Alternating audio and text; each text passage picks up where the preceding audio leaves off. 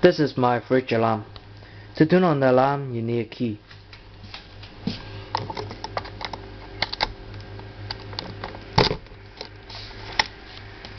This is the on-off light.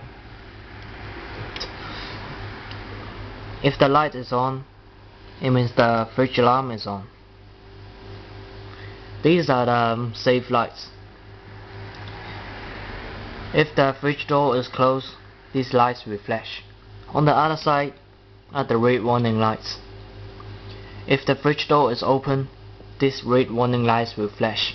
And there will be also some noise coming out of this case, the noise case. And here is a switch to control the noise. You can simply switch it on or off. If you want to replace the drinks in the fridge, you can switch the noise off, but the red warning lights will still flash.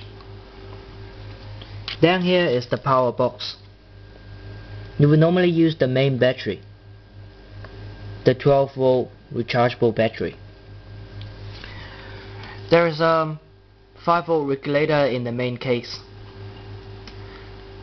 so the fridge alarm will only get 5 volts, which is what it needs. And if the main battery is flat, you can switch it to off, and the solar panel will recharge it up.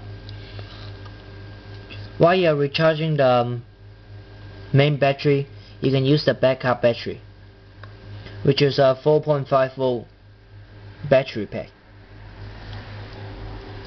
It is inside the main case.